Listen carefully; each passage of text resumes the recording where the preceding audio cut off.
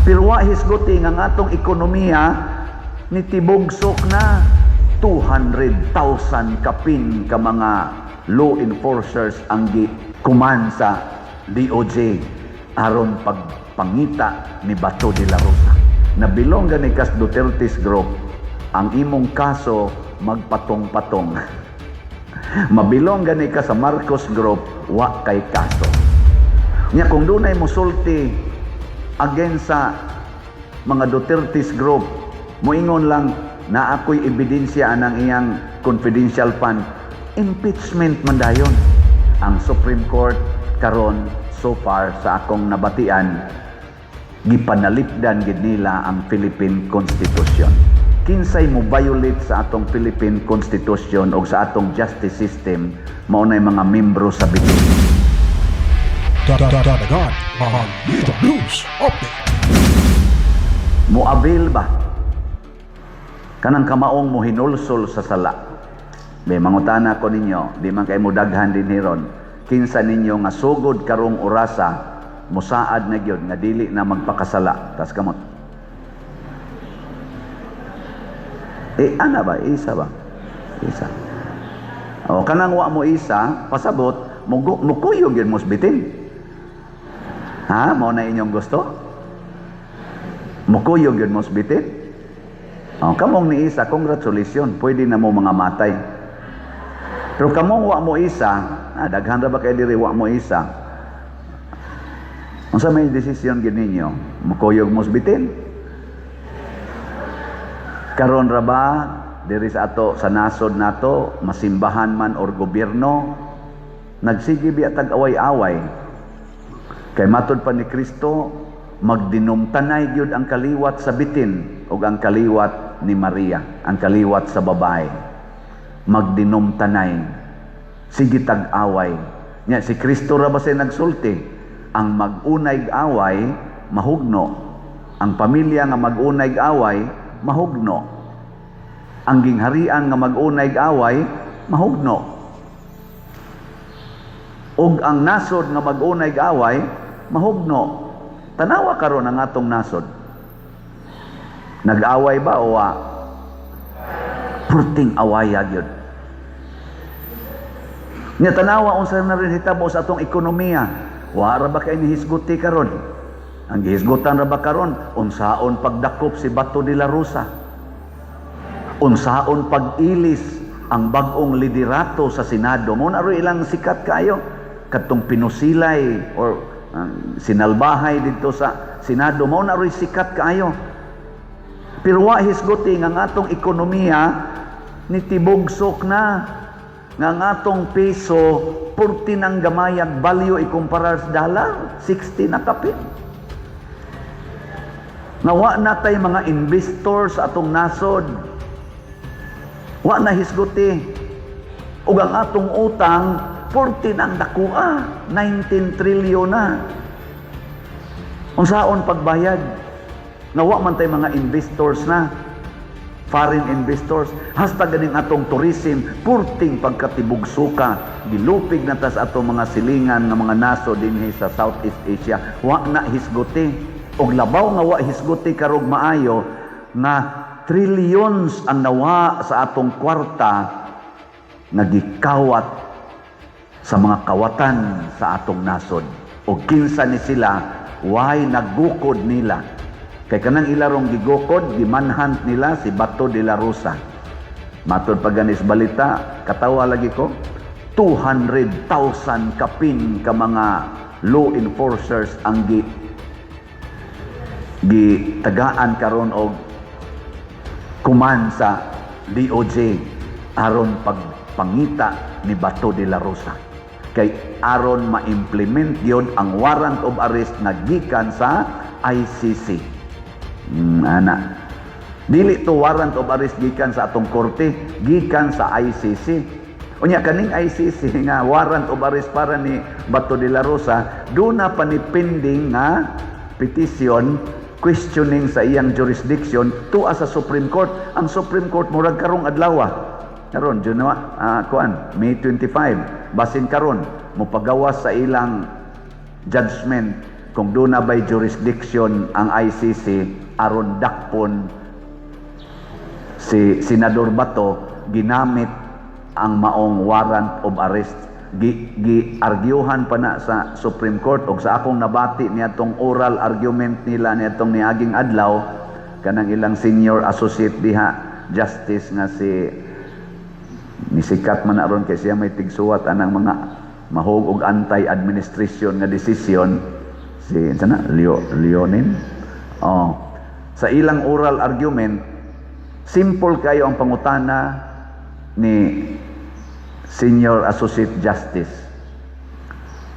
Giingna niya ang mga lawyers na nagpadala ngadto sa ICC kanang ning claim ba nga ang ICC doon na jurisdiction sakop to ni Trillanes, former Senator Trillanes.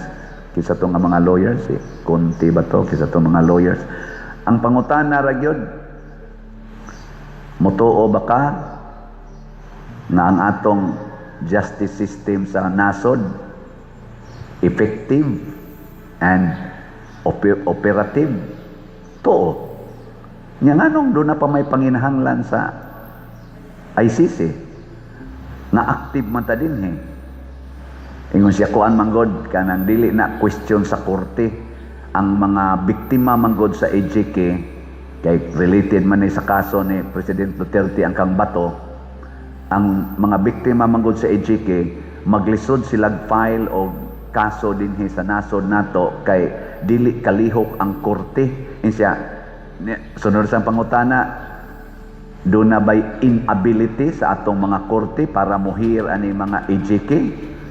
Ingon siya insya doon na ba'y refusal sa atong mga korte including sa Supreme Court sa pagdawat ani mga kaso nga EJK? Isa unya, unsa may kapuslanan? Nganong adto pamanggid sa ICC? You mean to say, muanhi ang ICC para mag-hearing dinhi? Isa dili sad. Ipadala lang nato ngadto ang atong tao. Diha dapita ang dako kayong question. Active ang atong justice system, functional ang atong mga korte, hapil ng Supreme Court.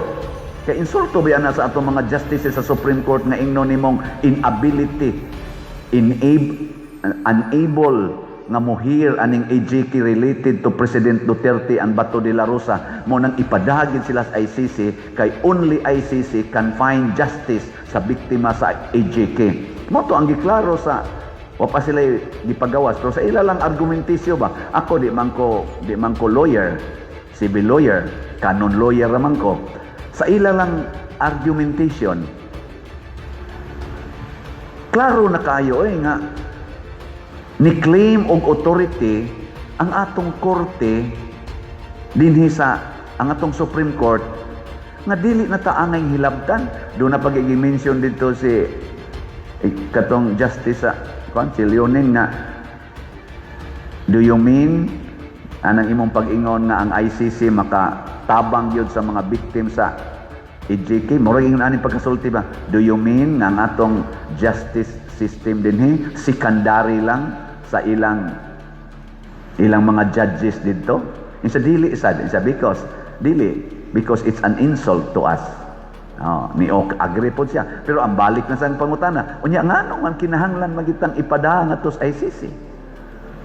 Mo nang dili matubag og nganong nagpadagan man ron og 200,000 kapin ka mga law enforcers pagdakop ni Bato de la Rosa para ipadaas ICC nga ang Supreme Court wala pa man makadesisyon. So ug akong tan-awon karon sigon sa akong pagsigig timbang-timbang dihaan ng mga social media, sa mga comments, sa side diri speakers diri.